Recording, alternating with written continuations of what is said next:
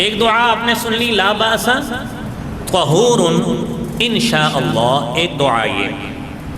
دوسری دعا جو نبی کریم صلی اللہ علیہ وآلہ وسلم نے فرمایا، جو شخص یہ کہتا ہے بیمار کو دیکھ کر اسأل اللہ العظیم رب العرش العظیم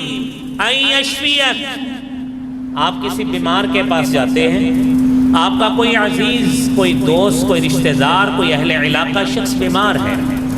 آپ اس کے پاس جائیں، جا کر یہ 7 مرتبہ اس کو یہ دعا دیں، اسأل اللہ العظیم رب العرش العظیم ان یشفیک، میں اللہ سے سوال کرتا ہوں، اس اللہ سے جو عظیم ذات ہے، رب العرش العظیم، جو عرش عظیم کا رب ہے، ان یشفیک، وہ اللہ رب العالمین آپ کو شفا عطا فرمائے۔ نبی کریم صلی اللہ علیہ وآلہ وسلم نے فرمایا، ہر وہ شخص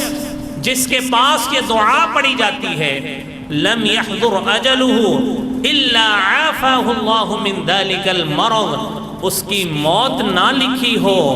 ورنہ اللہ تعالیٰ اس کو اس مرض سے شفا عطا فرما دیتے ہیں۔ اسأل اللہ العظیم رب العرش العظیم ان یشفیک، ایک دعا یہ، دوسری دعا لا بأس طہور انشاءاللہ، اور تیسری دعا سیدہ عائشہ صدیقہ رضی اللہ تعالی عنہا بیان فرماتی ہیں، رسالت امام صلی اللہ علیہ وآلہ وسلم